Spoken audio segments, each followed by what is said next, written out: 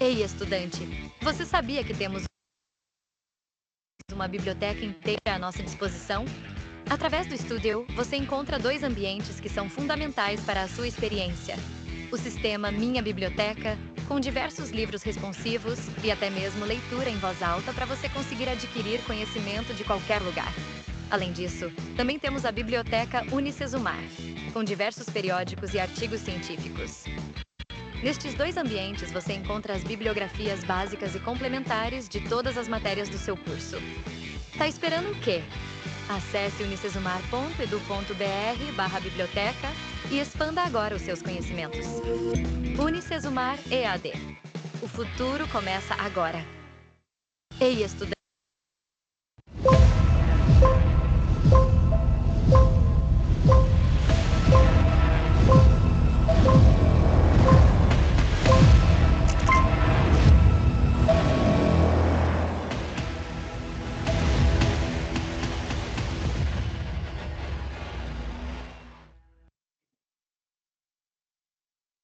Boa noite, pessoal. Sejam todos bem-vindos. Bem-vindos a essa nossa disciplina de agora. Sou o professor Renan, para quem ainda não me conhece, serei o mediador de vocês nessa disciplina. Antes de chamar a professora, de deixar o espaço para que ela inicie a aula e ser presente também, gostaria de deixar alguns lembretes para vocês, coisas rápidas. Eu só vi aqui no chat também alguém falando que tinha alunos com dificuldade para entrar. Quando essa mensagem foi enviada, eu ainda estava liberando para vocês acessarem, tá? Então pode ser que já tenha resolvido. Qualquer coisa, é só entrar novamente e sair que possivelmente resolve, o problema de acessar. Qualquer coisa, me avisem aqui no chat também.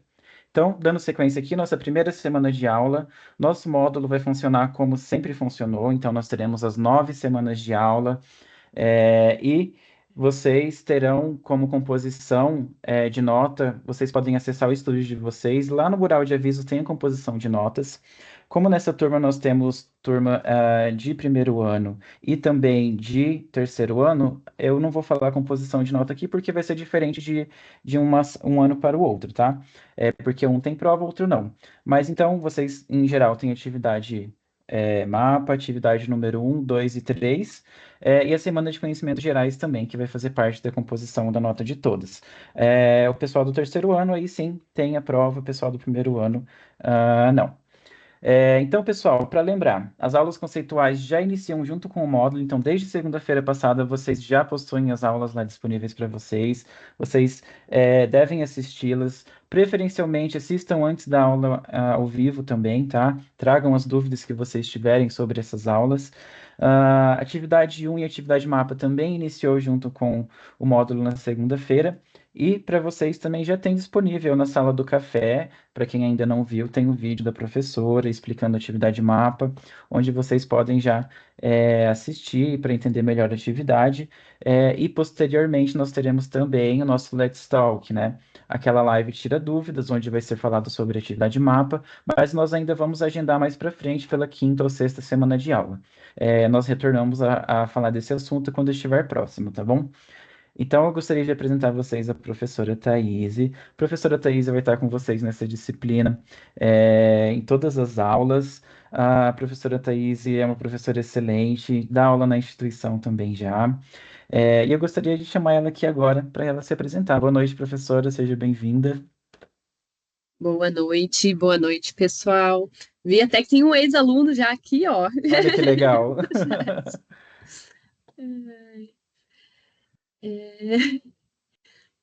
É, o Rafael, ó, que eu tinha até colocado aqui no chat da reunião.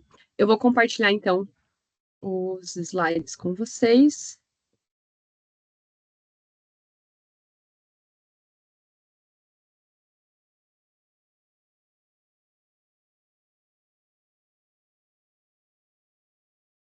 Já tá já no último slide já. Tá adiantando um pouquinho. É, Os spoilers, professora. pessoal, então, eu vou trabalhar com vocês a disciplina de estudos ambientais urbanos durante esse período. Eu sou a professora Thaís Moser Teixeira, estou na instituição já há algum tempinho, né? Já estou aqui há 14 anos lecionando. A minha formação é engenharia ambiental, então eu sou formada em engenharia ambiental Depois eu fiz mestrado em engenharia urbana e doutorado em ciência e tecnologias ambientais. Então, tanto no mestrado como no doutorado, eu sempre trabalhei com essa parte de desenvolvimento de produtos sustentáveis, tá? Então, a proposta sempre foi pesquisar nesse processo. Então, essa é a ideia de estar trabalhando aqui com vocês. Fiquem à vontade para mandar perguntas no chat, para interagir. O Rafael ainda lembrou que eu fui orientadora de TCC dele. Então, esse é o processo. Seja muito bem-vindo, Rafael, os demais alunos também. A proposta aqui é que a gente discuta.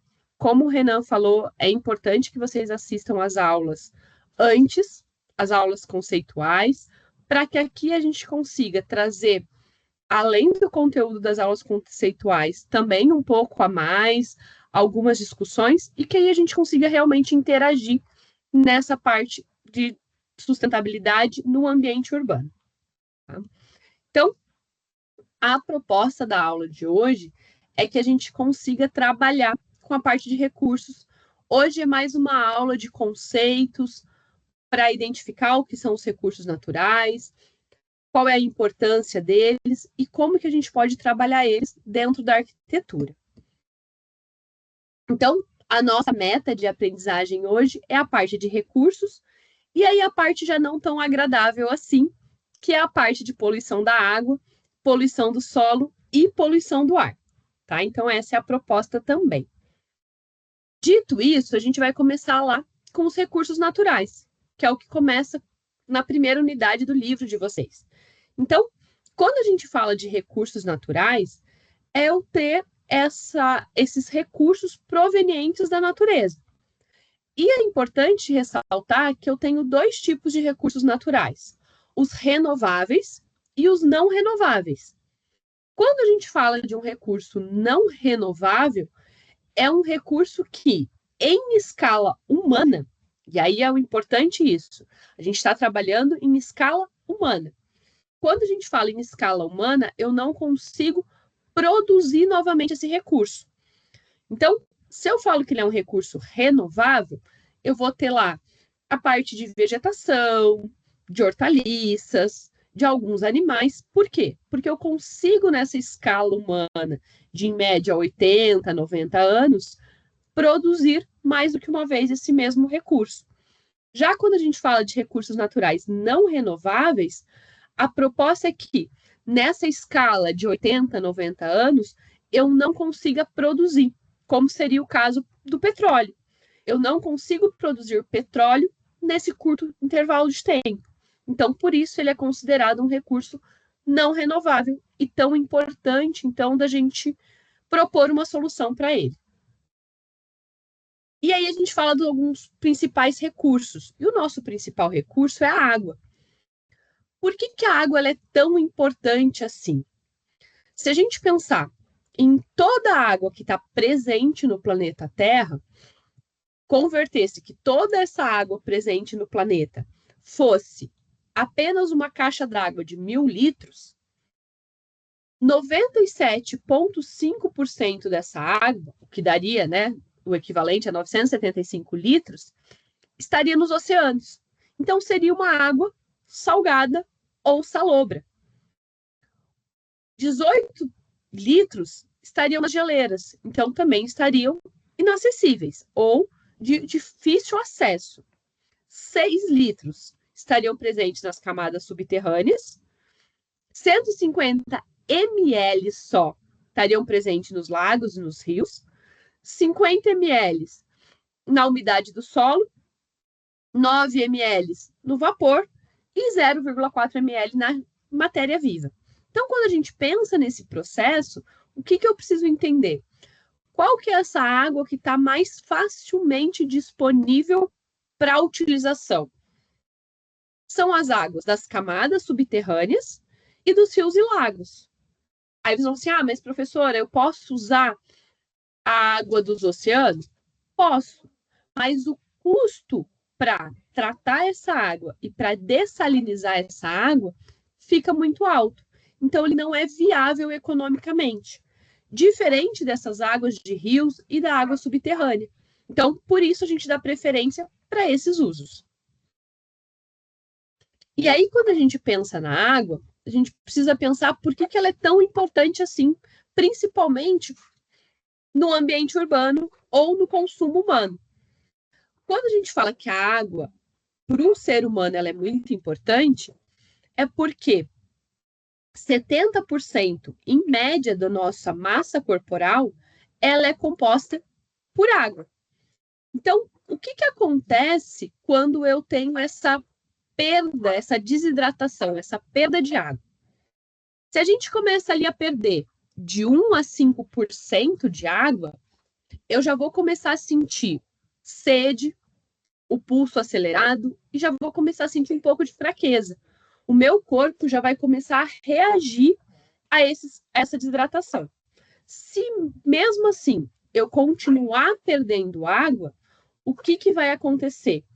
Eu vou começar a ter dor de cabeça, a minha fala vai ficando confusa e a minha visão também vai ficando mais turva, vai ficando embaçada. E se eu continuar perdendo água, eu vou começar a ter a língua muito inchada, então eu não vou conseguir falar direito, eu vou ter sinais de delírio, e eu posso vir acima desses 2% a causar morte. Então, quando a gente pensa num processo de desidratação, eu tenho que pensar nessa grande importância para a saúde que a gente tem em relação a essa perda de água. E quando a gente vai pensar no recurso natural dessa água, seja lá no corpo hídrico, seja água subterrânea, nós temos algumas prioridades para utilizar essa água. E a prioridade máxima é para consumo humano. Então, se eu tenho pouco fornecimento de água, a minha prioridade é garantir que, primeiro, essa água seja usada para consumo. E quando a gente fala consumo, não é só a ingestão de água, mas é a parte de ingestão de água e todo o funcionamento urbano, porque eu vou precisar dessa água tanto para fornecimento as concessionárias de água fornecer água para o nosso morador, como também dessa água para diluir as águas de chuva e para diluir o esgoto já tratado. Mas eu ainda preciso dessa água e ela também entra no consumo humano. Depois que eu atender essa necessidade do consumo humano, a gente vai para a dessedentação animal, que é o uso de água para abastecimento animal. Então, primeiro eu atendo a parte urbana, depois eu atendo a parte animal, depois a agricultura e, por último, se eu ainda tiver água disponível, aí eu vou atender a parte industrial. E aí aqui entra a parte de indústria, de termoelétricas, então esse processo. E aí a gente vai para a parte não tão boa assim do consumo de água, que é a poluição. E sempre que a gente falar de poluição, vale destacar que a gente tem 3 tipos de fonte poluidora. E aí, quando eu estou falando da fonte, eu estou falando da geração dessa poluição, que ela pode se aplicar tanto para a água, como para a poluição atmosférica, como para a poluição do solo, como para a poluição visual. O que seria essa fonte poluidora? Da onde está começando essa poluição? Então, a gente classifica em fonte pontual. Como o nome já diz, ela é um ponto, que seria ali representado pela nossa primeira figura. Eu tenho um cano, uma tubulação, então eu consigo determinar o ponto exato do lançamento. Quando a gente fala da fonte linear, ela é uma linha, ou seja, ela é um trajeto. O que seria esse trajeto? Se eu tenho um rio contaminado passando no meu ambiente urbano, não é só um despejo de substância, é o rio inteiro. Então, todo esse percurso, esse trajeto que o rio passa, gera essa poluição. E aí a gente tem a fonte difusa, que ela é difusa porque ela vai atender uma grande área. Quando a gente pensa no ambiente urbano, seria, por exemplo, uma chuva ácida. Eu não consigo determinar um único ponto que essa chuva ácida está atingindo. Ela está atingindo toda a área da chuva. Então, fonte pontual é um ponto, fonte linear, um trajeto, e fonte difusa, uma área. Então, por isso que a gente separa esses tipos de fonte. E se a gente for pensar em tratamento, a mais difícil de pensar em tratamento seria a difusa, porque ela está atendendo uma grande área e eu não consigo chegar lá e fazer uma estação de tratamento. Diferente da pontual, que eu consigo chegar e instalar uma estação de tratamento nesse efluente para que ele não seja feito o despejo dele. E em relação à poluição da água, a gente pensa que as reservas de água elas vão poder sofrer um processo de poluição sedimentar. Então, uma área que tem um terreno de grandes proporções, que ele está sem nenhuma cobertura vegetal, sem nenhuma construção. A hora que chove, essa água da chuva vai carrear também esse solo e vai levar esses sedimentos até o corpo hídrico. Então, eu vou ter uma poluição sedimentar. Eu vou ter um depósito de sedimentos lá no corpo hídrico. Poluição biológica, que eu posso ter a entrada de novas espécies, de espécies predadoras, de espécies invasoras que não são comum àquele ambiente e que, por não serem comum àquele ambiente, elas não têm um predador natural. Então, eu posso ter uma contaminação biológica. Posso ter uma contaminação térmica, que é, às vezes, assim, a indústria tal, não tal, ela só vai pegar a água, usar para resfriar o processo industrial dela e devolver essa água. Tá, mas ela está pegando uma água numa temperatura de 18 graus Celsius e está devolvendo a uma temperatura de 25, 26 graus Celsius. Então, eu estou tendo uma contaminação térmica, que, acumulando isso, eu vou ter um aumento da temperatura desse corpo hídrico, o que pode prejudicar o desenvolvimento das espécies nativas desse local. E também a outra fonte de poluição seria o despejo de substâncias, onde eu tenho uma substância química, um resíduo industrial, sendo lançado sem tratamento, direto lá no corpo hídrico, né? Seja um rio, seja um lago, seja um mar. Então, para evitar essa contaminação, essa poluição no corpo hídrico, foi determinado o Comitê de Bacias Hidrográficas, onde é um comitê onde eu tenho toda uma participação da sociedade civil, dos órgãos, né, representantes da sociedade, da parte industrial, da agricultura, para discutir esses usos, para discutir o atendimento à legislação e para garantir aqueles usos prioritários da água, para que a gente tenha esse recurso disponível para todos. O próximo que a gente tem é a parte do solo. Então, a gente falou sobre a água, mas a gente tem que entender também que no ambiente urbano eu tenho o solo. Como que é composto esse solo?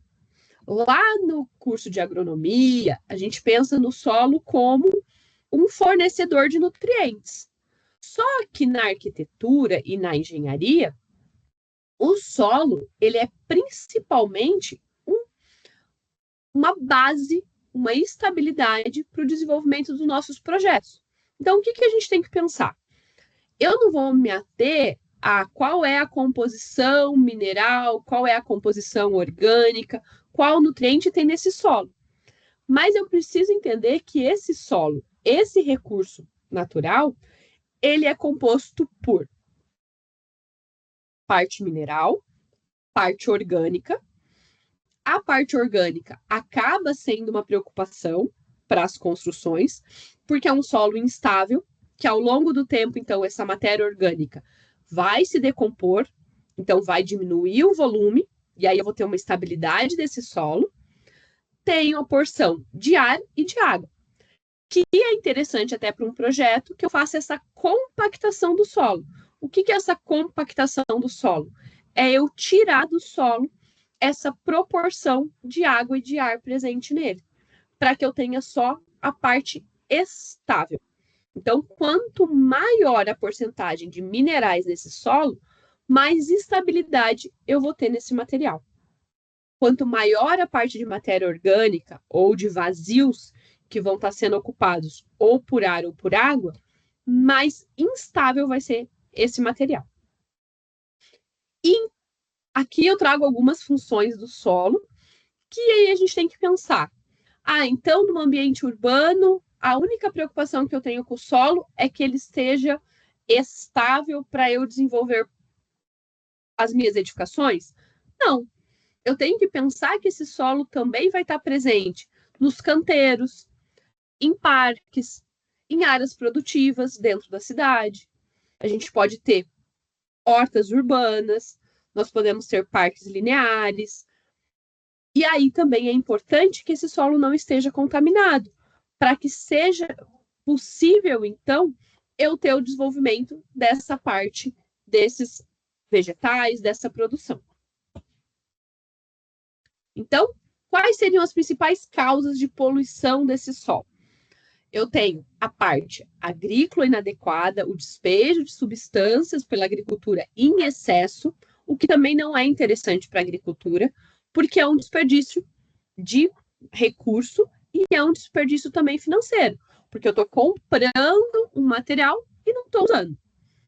O gerenciamento inadequado de resíduos sólidos, aquele depósito em qualquer lugar, em terrenos baldios, o armazenamento inseguro de produtos químicos, e aí quando a gente fala aqui em produtos químicos, às vezes é o estacionamento de uma fábrica que depois foi abandonada e aí não se sabe direito o que tem lá, qual é o resíduo. Então, essa manipulação, principalmente na parte, né, nos bairros industriais, tá? Na zona industrial da cidade. O material lixiviado, de aterros, nós temos hoje essa troca de lixão para aterro sanitário, para aterro controlado. Então, a gente já tem uma preocupação maior com esse lixo. Mas eu ainda tenho regiões que eram lixões e que esse material foi depositado sem nenhum tratamento, sem nenhuma proteção desse solo e que está gerando, então, essa contaminação, porque esse material está entrando em processo de degradação. E o descarte de resíduos minerais, a extração desses resíduos para para extração de areia, extração de pedras, desses recursos naturais, também vai gerar, então, a poluição desse solo. E aí a gente puxa um pouquinho para a arquitetura, que é o uso e ocupação do solo, que, se bem adequado, eu posso ter uma combinação de áreas permeáveis com áreas impermeáveis, com áreas construídas. Então, eu ainda tenho esse processo, por exemplo, do ciclo da água conseguindo acontecer nesse ambiente. Mas eu posso ter um uso e ocupação desse solo de forma desordenada ou sem um planejamento, que faz com que, por exemplo, algumas áreas urbanas tenham quase que 100% de áreas impermeáveis. Se eu deixo todo esse solo impermeável, aquele ciclo da água que a gente trabalhou lá quando criança, na escola ainda, de que essa água ela precisa da chuva, ela precisa infiltrar no solo para que ela chegue em tempos diferentes lá no rio. Que aí eu tenho a água que está chovendo direto no rio. Depois eu tenho a água que escoou pela superfície e chegou nesse rio. Depois eu tenho a água que infiltrou no solo para depois ir até o rio. Então eu vou tendo espaçamento entre tempos para essa água chegar até o solo. Se eu venho e impermeabilizo 100% desse solo, o que acontece? Toda a água da chuva, ela vai ao mesmo tempo escoar pelo esse material impermeável e ir direto para o rio. O que vai acontecer? Pontos de alagamento. Então, a gente vai ver que sempre que a gente trabalhar com poluição, a gente vai estar trabalhando água, solo e atmosfera juntos. Eles vão estar sempre interligados. Tá? Então, esse controle de uso e ocupação, essa determinação de áreas verdes, essa preocupação também com a impermeabilização do solo é muito importante. E a parte dos resíduos sólidos. Vocês já pararam para pensar o quanto de lixo vocês geram por dia? Eu falo assim, façam um exercício simples. Pensem no dia do caos. O que seria o dia do caos? O dia que tudo acabou. Tentem anotar tudo que você gera de resíduo. Então fui tomar café da manhã, o pó do café acabou, a manteiga lá, ou a margarina acabou, então aí já gerou uma embalagem de café, uma embalagem de margarina, um pote de vidro, não. Se a gente pensar nisso em um dia só, a quantidade de lixo é muito grande. E aí, quando a gente vai para o ambiente urbano, a gente tem que pensar que a responsabilidade desse lixo passa a ser responsabilidade do órgão público. Eu, enquanto moradora, sou responsável pelo lixo enquanto ele está dentro da minha residência. A hora que eu deposito esse lixo em uma caçamba, em uma lixeira, ele passa a ser de domínio público e ele passa a ser de responsabilidade pública também. E o que fazer com essa quantidade de resíduos? Eu posso separar, eu posso reciclar, mas como que eu faço essa proposta? Como que eu garanto que esse material chegue já separado? Porque se ele chegar, igual tem essa primeira imagem aqui, até com alguns urubus voando, aquele catador que está ali tentando separar o material, ele não vai conseguir separar. As duas imagens são feitas de resíduo. Uma criando arte a partir do resíduo encontrado em aterros sanitários, em material reciclado, e uma com um total descaso, onde as pessoas não separam e vira uma proliferação de doenças, inclusive. Então, eu preciso garantir que seja feita a separação. E aí, aqui eu trago para vocês pensarem até um pouquinho sobre essa separação. Preciso de todas as cores de lixeira em todos os lugares? Não. Posso misturar metal com vidro com plástico? Posso. Faço uma lixeira já com essas 3 cores. Facilita o processo, porque imagina se em todo lugar você tiver que chegar ali, igual a proposta que eu fiz das 10 lixeiras. Ter aquelas 10 lixeiras enfileiradas uma do lado da outra. Não precisa. Nesse ambiente eu gero material orgânico, então eu preciso da lixeira marrom. Nós não vemos tanto a lixeira marrom. A gente vê a lixeira metal, vidro, plástico, papel. Amarelo, verde, vermelho e o azul. Mas e o resto de comida? Em uma universidade, eu preciso dessa lixeira marrom. Em um escritório, às vezes eu tenho uma pessoa se alimentando ali. Os outros são as lixeiras que são para ambientes específicos. Resíduos perigosos, madeira, não recicláveis de forma geral, radioativos e resíduo ambulatório. E aí a gente pensa na parte de construção civil. Eu tenho a classificação de resíduos classe A, B, C e D, que são de acordo com o uso também.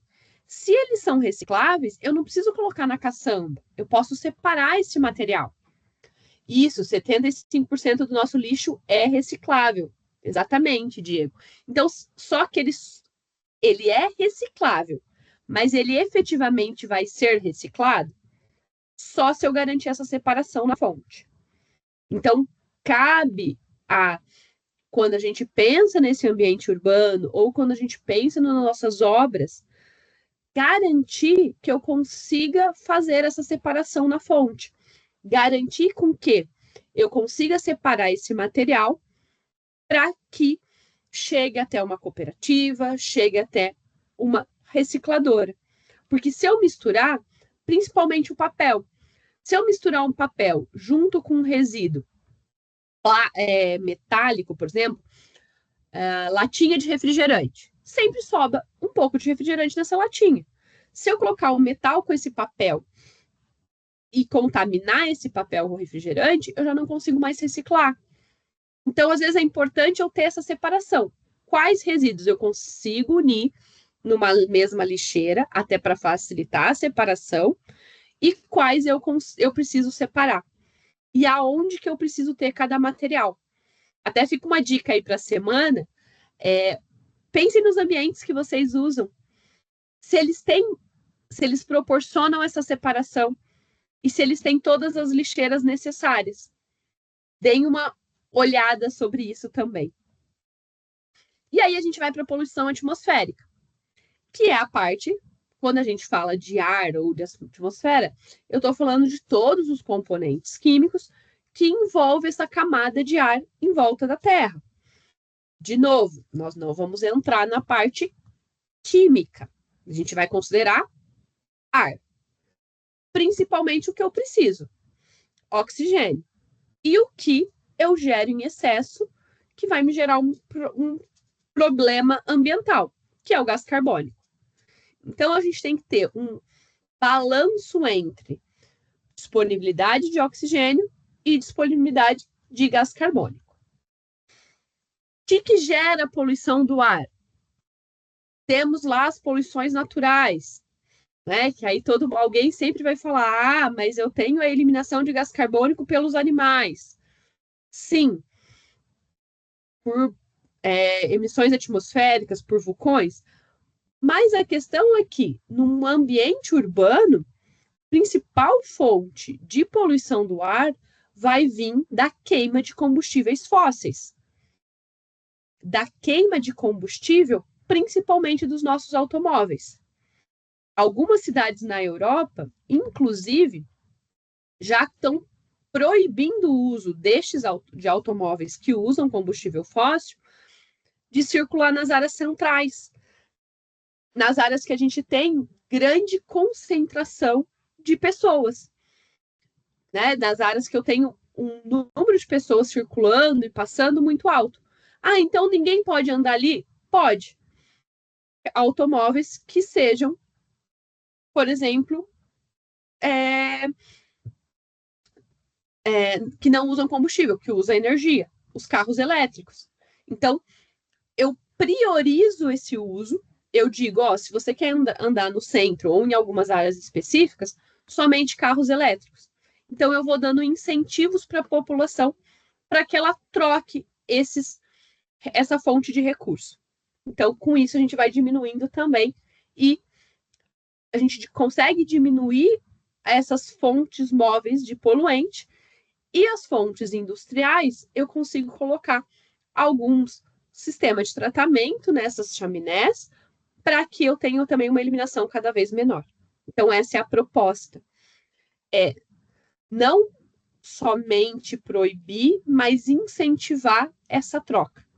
O que no Brasil, nós não temos uns números tão agradáveis ainda em relação a isso, porque a nossa frota de automóveis, na sua maioria, ainda é uma frota que vem de combustíveis fósseis, né?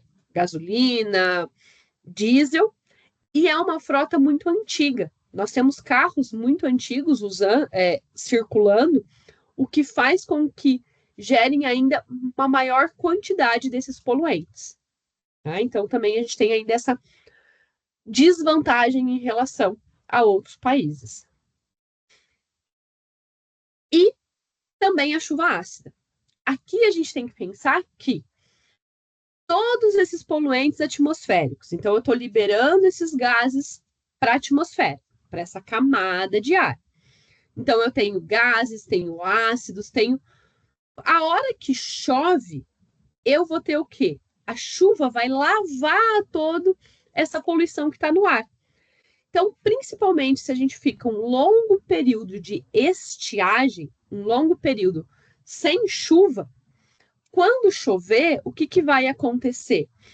Eu vou fazer toda essa deposição desse poluente que estava na atmosfera junto com a chuva. Então, eu vou ter uma acidificação dessa chuva. Então, o que acontece com essa acidificação da chuva? Ela vai atingir principalmente a parte de materiais que são materiais calcários, materiais básicos, né? Vamos lá pensar na escala de pH, materiais ácidos, materiais básicos. Se eu pensar no gesso, o gesso é um material extremamente básico.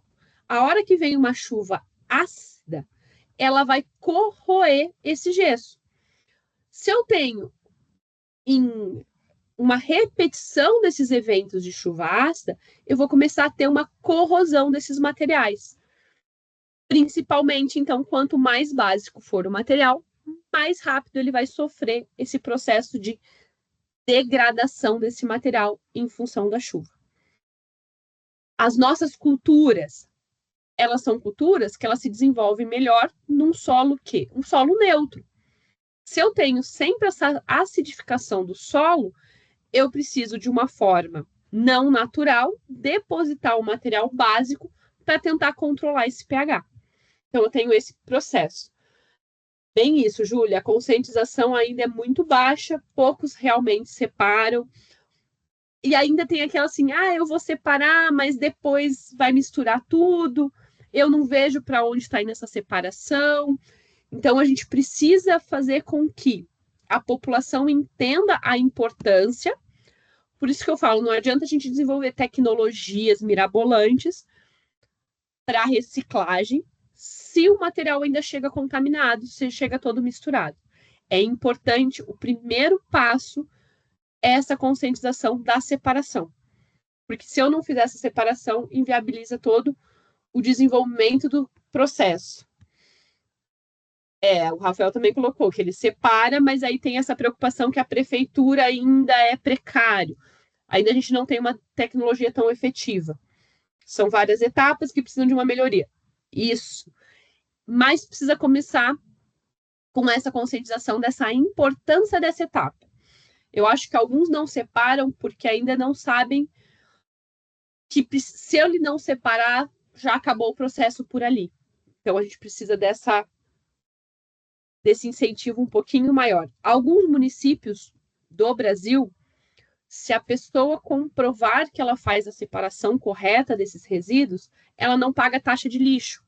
Ela não paga essa taxa para coleta. Então, algumas prefeituras usam esse artifício financeiro para que a gente consiga garantir esse processo, tá? Às vezes funciona, mas a dificuldade é você conseguir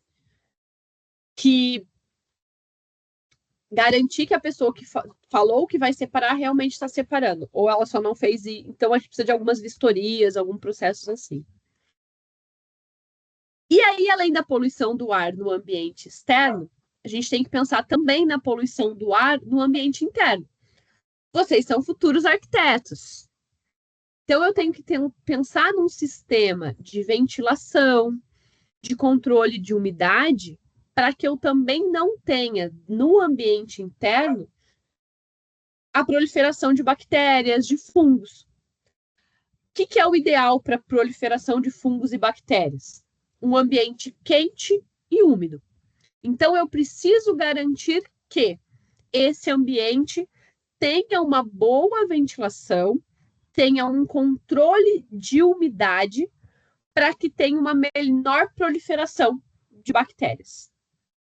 Então, a gente tem que ter esse cuidado, além de que a gente tem algumas coisas também de produtos químicos. Cada vez mais a gente tem edifícios, apartamentos, onde, por exemplo, os banheiros não têm uma janela que dá para o ambiente externo, mas eu tenho um sistema de ventilação forçado, eu vou ter um exaustor. E o uso de produtos químicos de limpeza, que são altamente voláteis, se não retirado desse ambiente, podem criar contaminação. Eu posso gerar a contaminação de quem está fazendo uso disso dentro do ambiente fechado, do ambiente confinado, que não tem uma ventilação adequada. Então, a gente tem que pensar tanto na poluição do ar externo, mas também as fontes de poluição que eu posso ter dentro da própria residência, dentro do próprio apartamento, que gerem essa contaminação do ar. E aí, alguns efeitos, né, dessa poluição, que aí a gente tem desde a degradação da qualidade do ar, aquele ar que vai ficando cada vez mais carregado de poluentes, então eu não consigo oxigenar o meu sangue com um processo de respiração normal, eu preciso aumentar, intensificar esse processo de respiração, então vai gerar danos tanto à saúde humana como aos ecossistemas. Eu vou ter nesse processo de acidificação, então a gente tem que tomar muito cuidado com essa parte. Por quê? Porque quando a gente fala de ar, facilmente vai gerar uma fonte difusa. Facilmente essa poluição vai se espalhar por grandes áreas. Ela não vai ficar concentrada num local só. A gente espalha. Quem nunca viu, às vezes, uma pessoa fumando e você tá lá, você nem tá vendo quem tá fumando, mas você tá sentindo o odor desse cigarro. Você não sabe de onde veio. Por quê? Porque rapidamente essa fumaça se espalha pelo ar. Então é um processo um pouquinho mais difícil de controlar. E aí aqui, para a gente começar, né, a ideia dessa conversa era essa contextualização primeiro. Eu trago alguns sites, algumas dicas de estudo para vocês. A parte de segurança hídrica, então, a consolidação dessas bacias hidrográficas, desses comitês, como que é feito esse processo do comitê de quem pode usar a água, em que condições eu tenho que devolver essa água para o recurso hídrico. Trouxe como curiosidade os 6 edifícios mais sustentáveis do mundo. Então tem aqui o site para vocês darem uma pesquisada sobre esses edifícios, sobre o que eles têm de diferencial entre um e outro, quais são as propostas que eu posso trazer para adaptar para os projetos de vocês, o que eu posso trazer de diferente, às vezes, para uma residência, para um edifício menor. E uma proposta que é uma calculadora, essa Ecological Footprint Calculator, é uma calculadora que calcula com base nos teus hábitos, no seu cotidiano, quanto seria a sua pegada ambiental. Então, assim, se todo o planeta tivesse um consumo parecido com o seu, quantos planetas seriam necessários para a gente garantir essa sustentabilidade? Então, a ideia é que a sua pegada ecológica fique abaixo de um planeta, tá? E, por último, a gente tem uma plataforma de qualidade do ar, onde a gente consegue monitorar essa qualidade do ar nas diferentes regiões, nos diferentes processos. Então, aqui fica uma dica de estudo para vocês darem uma pesquisada, certo? Alguma dúvida, alguma pergunta? Vamos lá, pessoal. Se alguém tiver alguma dúvida, quiser participar através da câmera, do microfone, levanta a mãozinha aqui que a gente libera para vocês. Pode mandar aqui no chat também que a gente responde. Então, vou esperar uns minutinhos, se alguém quiser participar. Caso contrário, a gente já encerra a aula, tá, prof? Uhum. Ótima aula, muito obrigado, diz a Andrea. Gostou bastante. Mesma opinião do Diego. Muito boa aula, prof. Já que não tem dúvida, então a professora já traz umas dicas um pouquinho a mais, tá? Vamos lá, alguns livros que a professora gosta muito, que daí já fica de dica, assim, para vocês pesquisarem também durante a semana, para complementar, além do livro da disciplina de vocês. Esse livro aqui, depois eu passo certinho também, é o Manual do Arquiteto Descalço. Aqui ele traz algumas dicas de construção sustentável. Não é que a gente vai fazer construção em bambu, no ambiente urbano, tudo isso. Mas ele traz como a gente vê toda essa interação da ventilação, da iluminação natural e adequar isso para os nossos projetos de arquitetura. Outro um pouquinho mais voltado para cidades, a gente tem o livro Cidades e Soluções. Esse Cidades e Soluções, ele traz algumas ideias de cidades que fizeram para tornar cidades mais sustentáveis. Então, ele traz alguns exemplos práticos de cidades que conseguiram se tornar mais sustentáveis. Aí tem aproveitamento de água de chuva, técnicas de projeto também, para como fazer a captação, armazenamento e uso de água de chuva em parques, em áreas urbanas. Isso, mas tem muitas soluções ambientais inteligentes. E aí tem, nesse sentido, Ingrid, esse daqui, que é a casa ecológica, tá? Que também são soluções mais tecnológicas para a gente colocar nas práticas.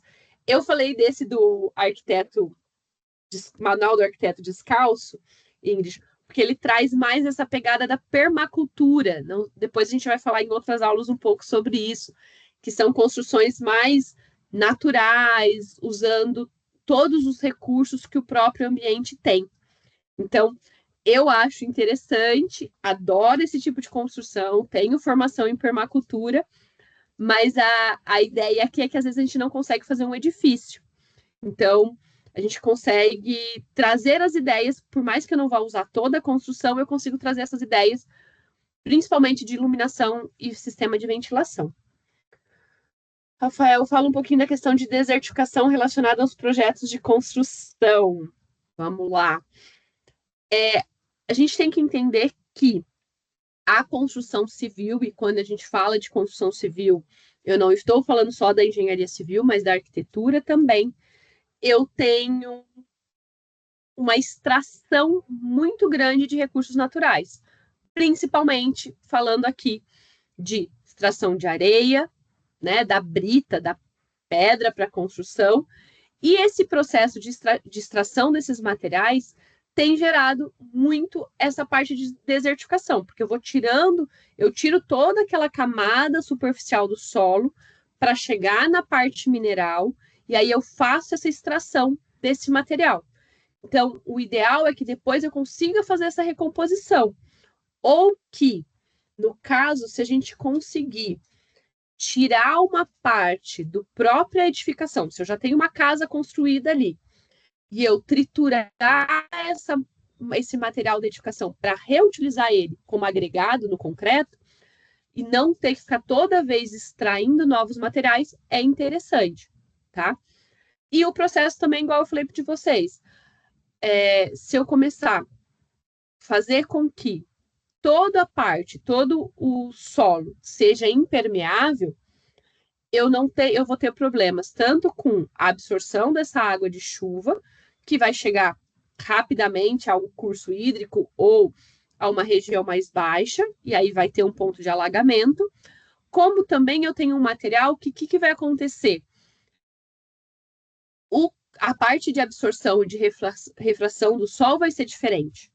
Então, se a gente medir a temperatura num asfalto e medir a temperatura num gramado, também vai ser diferente essa temperatura. Então, a gente também tem esse processo que acaba gerando também a desertificação, o aumento da sensação térmica no ambiente urbano do que no processo ali de áreas verdes.